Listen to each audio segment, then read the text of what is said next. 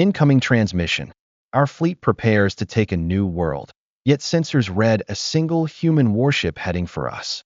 Single ship Defiance was smirked at by alien commanders. But as the Terran ship came into view, a cold understanding settled in. This fight would not be so easy. The Draxus Empire dominated large sections of the galaxy for over 500 years. Their fleets, each bristling with advanced plasma cannons and gravitic shields, devoured star system after star system. Enemies surrendered early, offering tributes to evade ruin. The Draxus would gain a reputation for rapid, overwhelming force. Whole species discovered that it was pointless to resist the gargantuan flotillas that enacted the iron will of Emperor Sarek. Central to the Empire was Draxus Prime, a planet of soaring spires and lustrous domed cities. Here, the Draxus aristocracy lived in luxury to feed their civilization's advanced engineering and weaponry. Every year, thousands of exotic peoples streamed into the capital, either as traders or as indentured laborers, depending on whether their peoples had submitted to or defied imperial edicts. Slowly, but surely, an unuttered agreement settled across the galaxy. The Draxus Empire was a force of nature, too powerful to be resisted, and it crushed all worlds that dared defy its dominion. Cloaked in this tidal wave of unstoppable conquest was humanity, a relative newcomer to interstellar matters. They were born on their homeworld called Earth, within the dark abyss of an unremarkable star cluster, surrounded by ancient and advanced civilizations. The first Draxus scouts to meet humans deemed them a minor species. Over many years, humanity's colonies spread slowly along trade routes, forming alliances with smaller star nations. The Empire viewed humans with mild curiosity at best. Interesting for commerce, perhaps, but never worth genuine concern. It was a dismissive attitude that was hardening after one too many lackluster scuffles. Human patrols, falling to Draxus cruisers, reaffirmed the Empire's belief that Earth had no capacity to stand in their way. In official logs, the Draxus referred to humans as pacifiable, which meant they could be persuaded into compliance with relatively little force. Many Terran colonies, in fact, paid tribute on a voluntary basis, in hopes of appeasing the Empire's wrath. But underneath humanity's visible submission, discord festered. As more resource-rich systems came under Draxus expansion, they were gradually assimilating small human-aligned polities. Protests went nowhere. Imperial bureaucrats sneered at the idea of reissuing border treaties for an inferior species. Humans across the galaxy fumed, certain that one day they would rise up against the Empire's bullying. But they harbored no illusions about the fearsome armadas that might respond. For a while, silent resentment festered.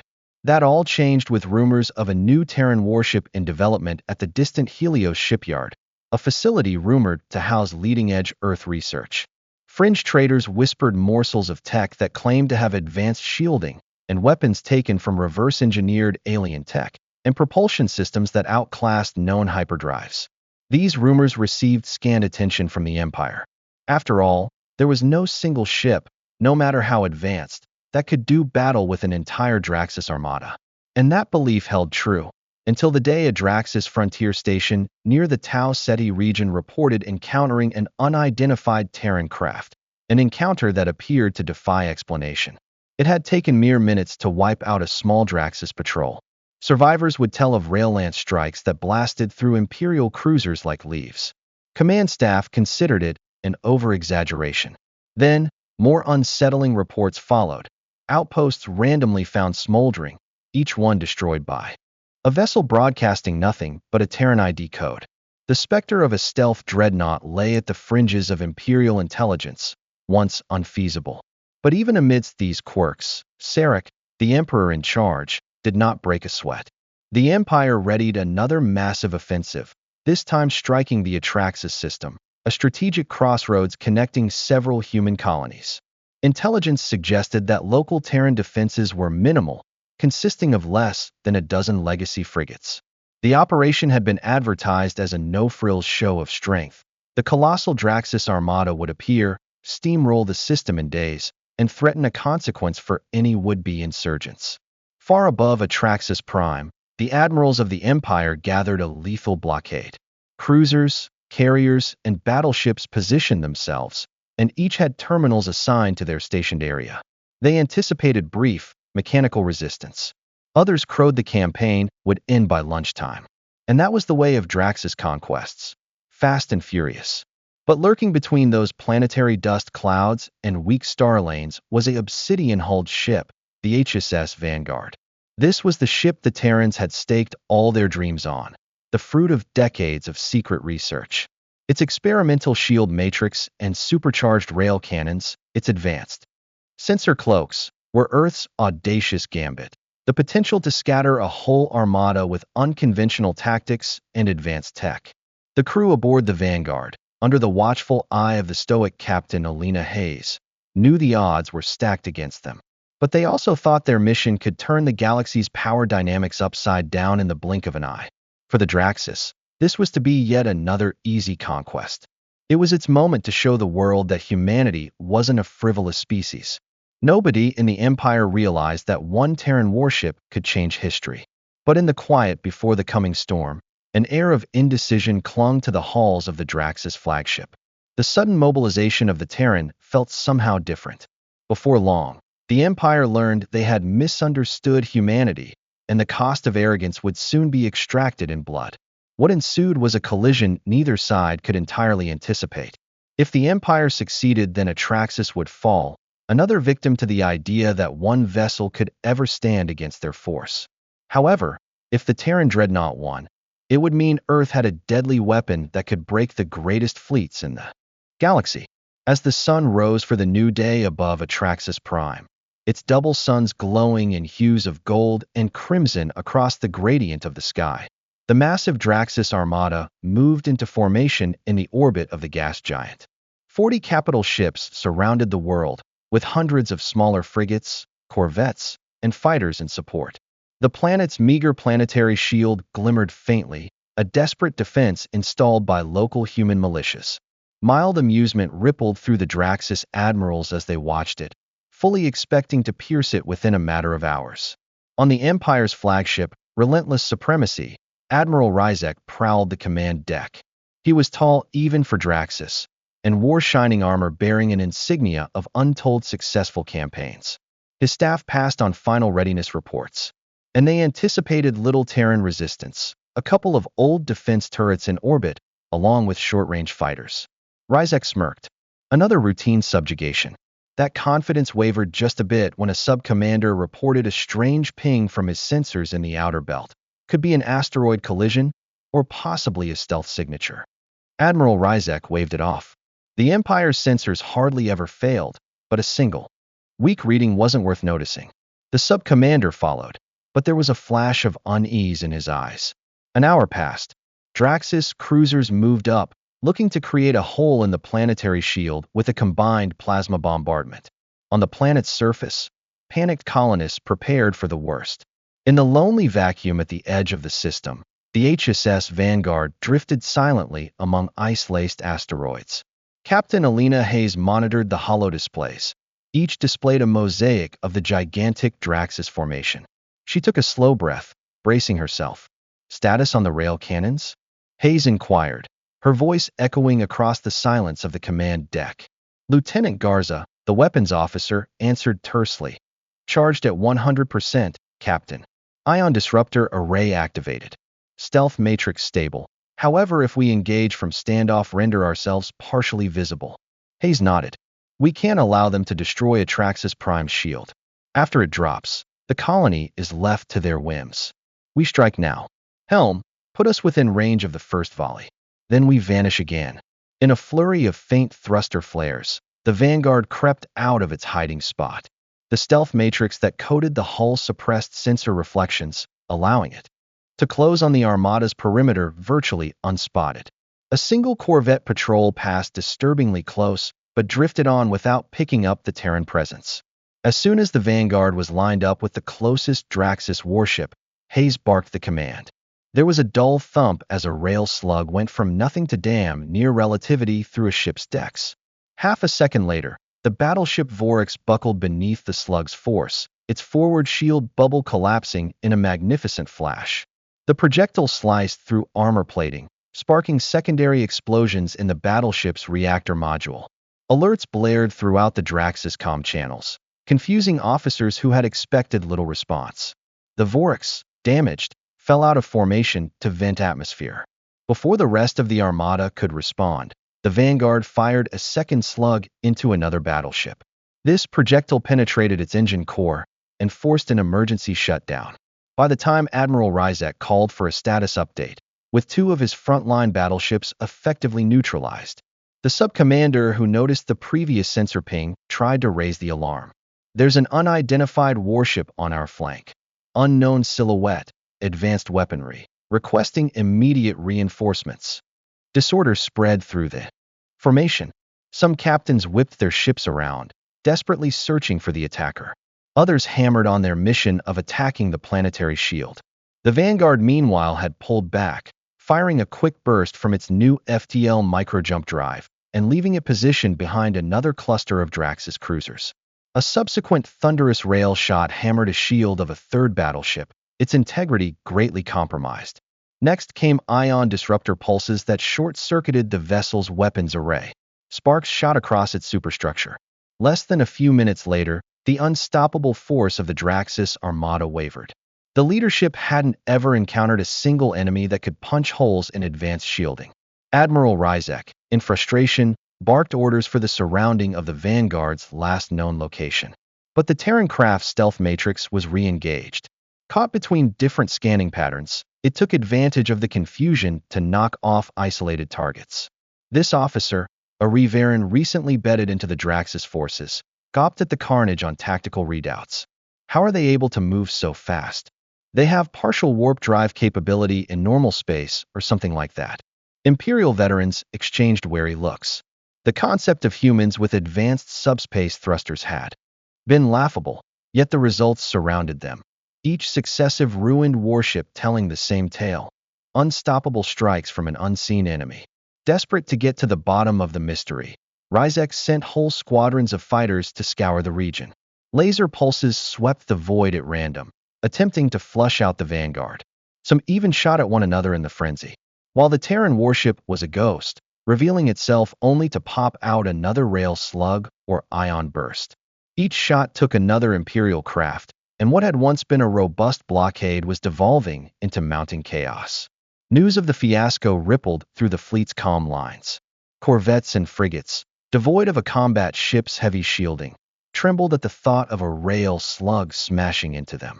Many rushed to consolidate behind the flagship's protective screens.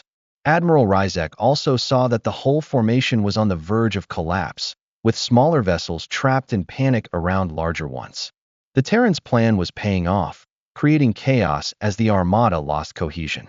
On the Vanguard's bridge, Captain Hayes could see the change. She glanced over at her XO, Commander Sunga, who was examining the sensor feed. They are clustering around the flagship. Captain, we break their morale if we disrupt that group. If they can't coordinate a full bombardment, perhaps the planetary shield will hold. Hayes nodded. Initiate Phase 2. We push for the flagship. The Vanguard redlined its engines, rocketing toward the most densely packed area of Draxus battleships. Plasma beams spider-weaved through space in an insane bid to intercept, but the Terran warship spun with evasive cross-hatching that defied physics' normal inertia. Every brush of plasma that hit shriveled against more sophisticated deflectors. The Vanguard responded with one of its savage rail-lance barrages that shredded a destroyer's main hull and shouldered an expanding shockwave against surrounding vessels. Ahead loomed the Empire's capital ship, Relentless Supremacy. Multi-tiered turrets bristled from its dorsal spines. Watching the increasing devastation, Admiral Ryzek finally understood the grim danger. This was not just another Terran vessel. This was a predator, a contraption meant to cripple entire fleets solo. Through the open channel, he bellowed. All ships, converge on my position. We are 100-1 against them. Drown them in joint fire. Scattered all around the picture, Draxus vessels attempted a synchronized strike, flooding the area with plasma torpedoes and high-yield beams. The Vanguard's shield flashed, absorbing much of the barrage, but some shots got through. Populated consoles on the Terran warship crackled. Damage alarms blared. Captain Hayes would not give ground. Redirect power from secondary hull plating to shields. Keep the rail cannons hot. We finished this now.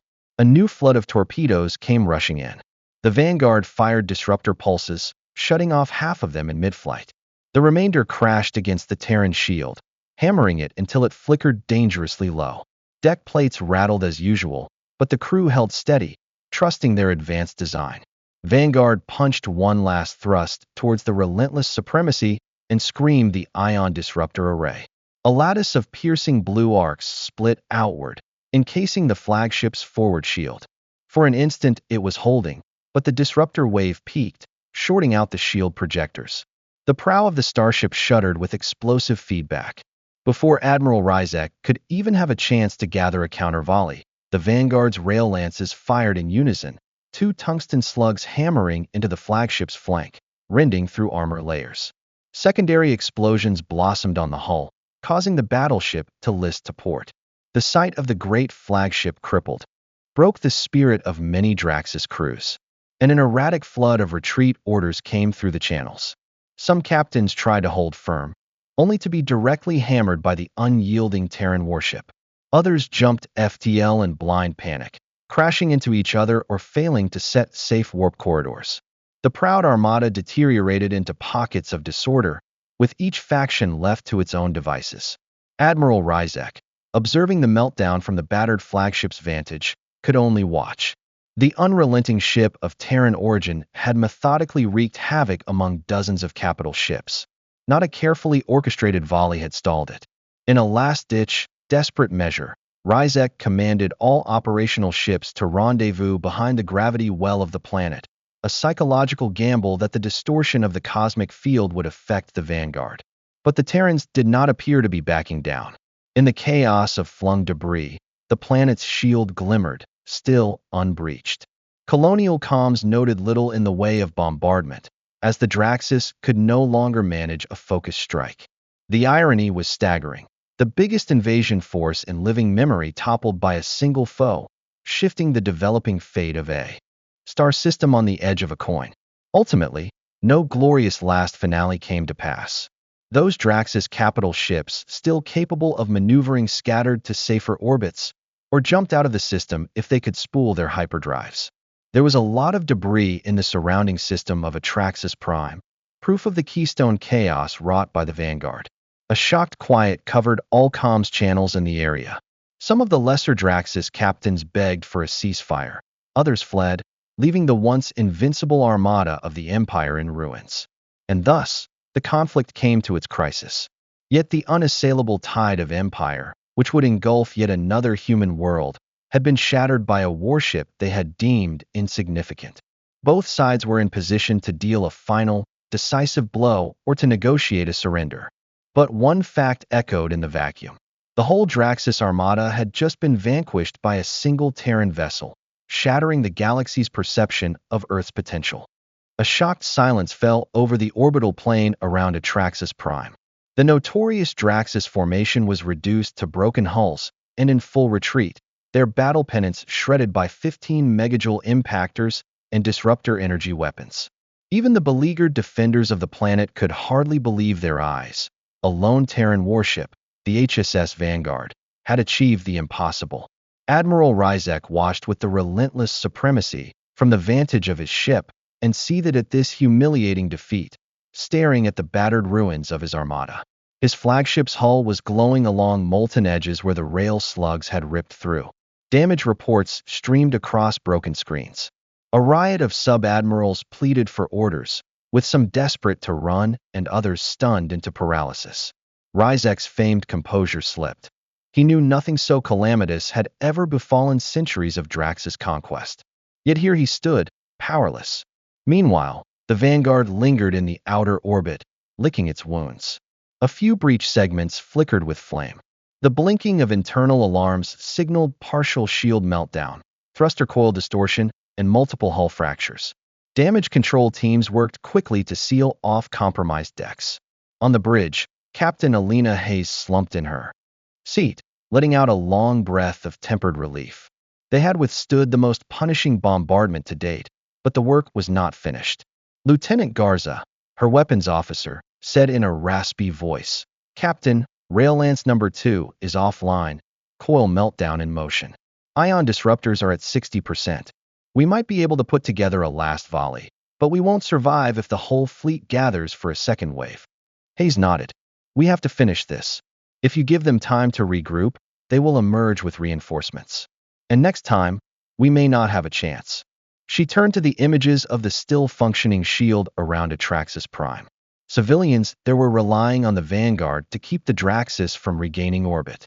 Suddenly, a trail hail whistled over open frequencies. Up flickered the battered visage of Admiral Ryzek, his reptilian features etched with a deep scowl.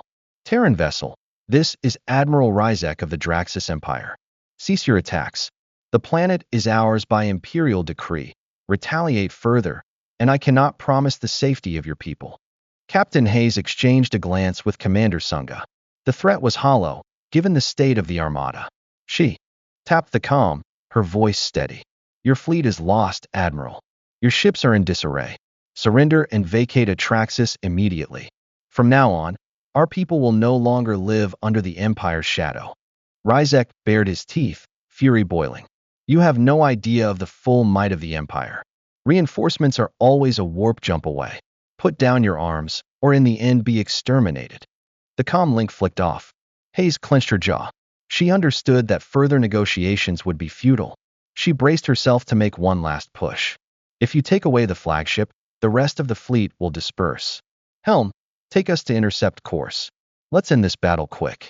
Despite having thrusters partially crippled, the Vanguard moved towards its flagship, which was drifting along its previous course. The mangled Draxis battleships left in the lanes attempted to block the way, but another blast from the Terran disruptors sent them flying aside. Ionic arcs sparked and danced jeweled across the void, crossing just circuits of multiple systems.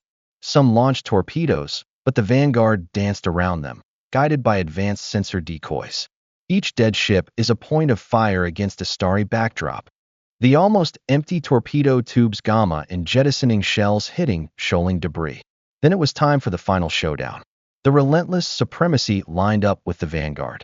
The spiral of Rail Lance number 1 hummed with a sickly glow, close to meltdown. Admiral Ryzek ordered one last, defiant volley from the Draxis flagship. Plasma beams hammered into the Terran shield, wearing it down to the brink of collapse.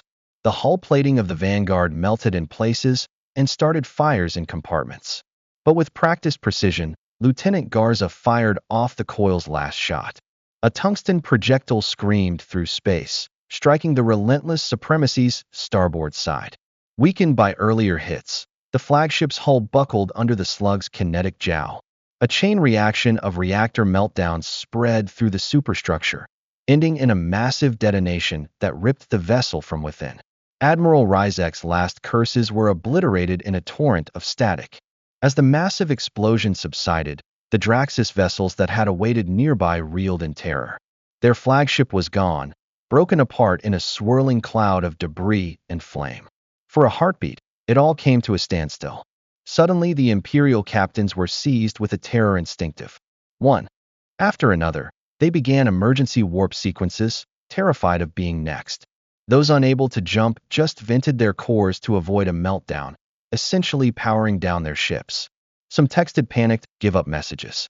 The all-consuming wave threatening to engulf Atraxis Prime was now merely a shattered, frayed protective cover of its old self. Local comm channels fell silent, static crackling his ear with emergency transmissions and rescue requests. The battered but victorious Terran warship drifted in the debris. Captain Hayes, though weary, paused to comprehend the epic nature of what they'd accomplished.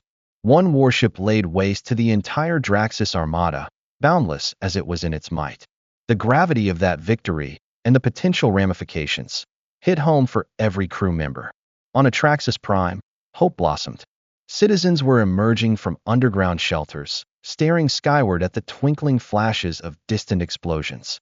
Cheers and tears of joy filled city squares as the news rippled through them. The blockade by the Empire had been broken by the Vanguard's audacious stand. Officials rushed to restore normalcy, but the burden of liberation rose in the hearts of many. For the first time since anyone could remember, a human world had turned a full-scale Draxus offensive back. All over the galaxy, subspace broadcasts blared the news. Alien Armada destroyed by single human warship. In distant markets and out-of-the-way capitals, species of every stripe beheld the improbable victory. Allied powers that had held off on supporting Earth had a sudden change of heart. Hope arose on the part of rival states that had suffered under some Draxus expansion. In the meantime, the Draxus core worlds faced a terrifying new reality. Their unstoppable conquest could be contested. Aboard the Vanguard's command deck, damage control teams sealed compartments, extinguished fires, and patched battered systems. Crew members flashed weary smiles, bruised but breathing. Commander Sunga walked up to Captain Hayes, who was fixated on the main holo display portraying the last moments of the flagship. "We did it," Sunga murmured. "No one is going to laugh at us anymore." Hayes offered a faint smile. "This is more than about saving one colony. Now the whole Empire knows we are not to be trifled with." She hesitated, eyes sparking with resolution. "Either way, the Draxus might counteract. We have to be ready." A few Draxus survivors, battered and crippled, hung adrift, while many of the ships jumped away. The Vanguard negotiated the terms of surrender, dispatching rescue shuttles for survivors drifting in lifeboats. Hayes had insisted they treat captives humanely, determined to prove that Earth would not take on the cruel nature the Empire had so frequently displayed. In the hours that followed, communications flooded in from other Terran colonies, from frontier outposts, even from neutral species giddy at the Empire's misfortune. The big question everybody asks, is this the end of Draxus dominion, or the beginning of a greater war? Hostile aliens in a planet much, much farther down the road. One, spoilers. And when their war was done, humans of Earth appeared on their starboard slop. Previously quiescent polities might defy, create alliances. A wave of panic swept through the Imperial Council in Draxus Prime. The tales of a Terran super-dreadnought, who could single-handedly butcher entire fleets, were no longer the stuff of rumor. The Emperor's advisors deliberated the deployment of additional vessels or diplomatic negotiations. Pragmatism and pride collided. At one extreme were those calling for total war, at the other were those urging restraint.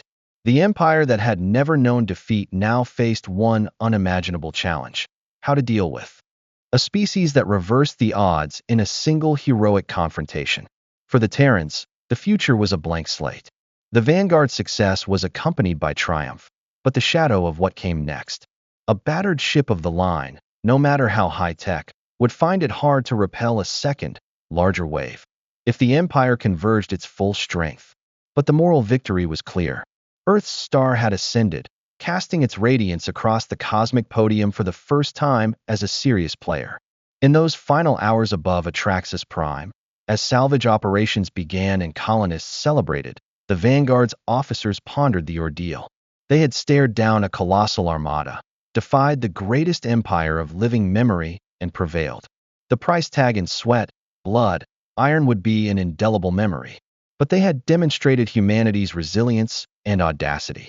Henceforth, the title, One Human Warship, would have an aura of legend. Thus, the direct confrontation ended, crystallizing a watershed moment in galactic history.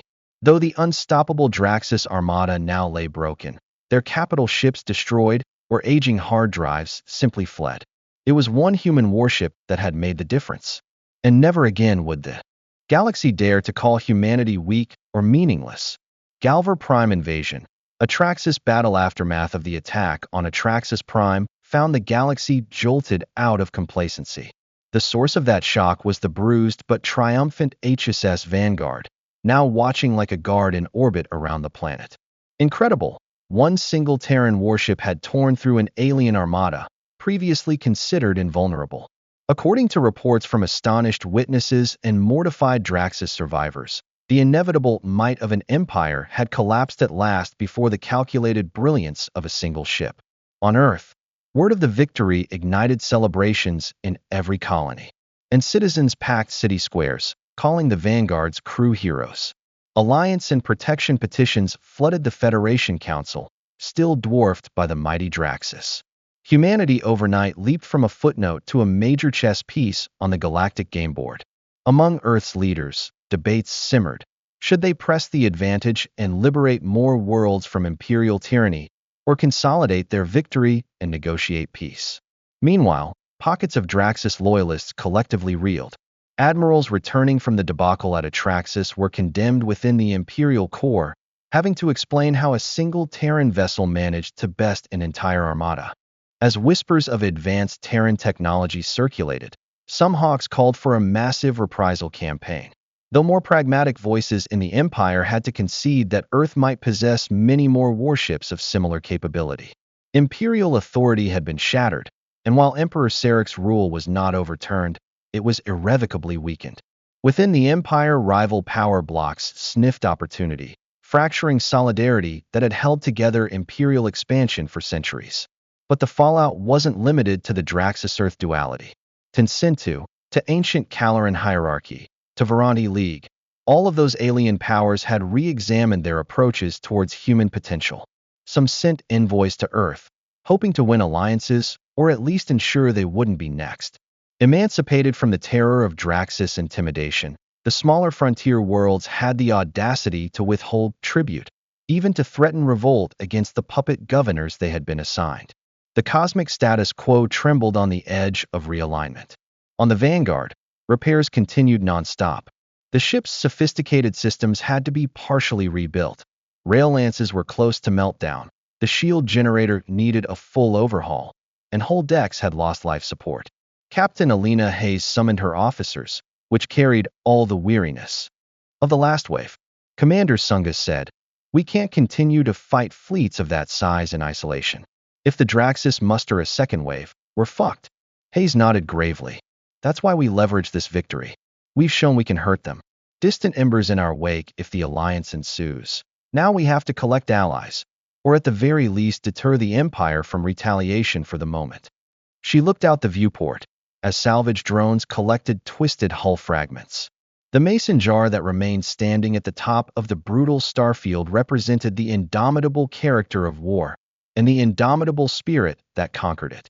With the truce cemented, the people of Atraxis Prime erected memorials to the fallen, human and Draxus alike. Although the threat of Draxus oppression loomed, not all alien soldiers elected to fight. Some had deserted. Some, caught, confessed they never thought Earth would have a prayer. Against the Vanguard's unmovable stand, old animosities shattered. Deep in unlikely soil, a kernel of mutual respect, or at least caution, sprouted. Historians would later note the shattering of the Draxus Armada as a turning point, a blow that left shatters of an empire's assumptions of complete dominance. In the wake of government corruption, decades of oppression, and nothing but the appearance of law and order, with advanced technology, clever tactics, and iron willpower, an impossible David affected the dozens.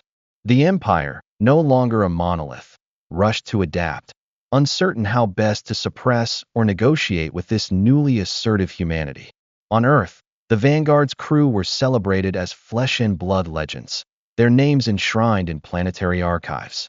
But they carried the burden of an unresolved conflict. Yet war could still be over the horizon, larger and deadlier. But the immediate message reverberated through subspace. Humans would no longer kneel. If the galaxy wanted to test them, it would do so at its own peril. Throughout thousands of starports, from neutral enclave to former Imperial staging ground, one phrase echoed repeatedly. Alien armada scattered by one human warship. Where once Terrans were little more than annoying bugs, they were now terrifying and magnificent. It was more than just saving Atraxis Prime. It was a message that reverberated through the universe, that Earth that once was common is now a force to be reckoned with. So ended a single, fateful battle that adjusted the whole cosmic balance. They were scattered among the stars, the very unstoppable Draxus Armada, and an unremarkable species from an insignificant star cluster stood victorious. The next chapters of this unfolding saga would depend on how mankind used its new power, and whether the Empire's desire for revenge could start an even bigger war. In any event, no one would forget the day a Terran warship showed up and remade the rules of conquest, taught the galaxy once and for all that biting off more than you can chew is a sure ticket to death if your opponent is an unquenchable ember of human will.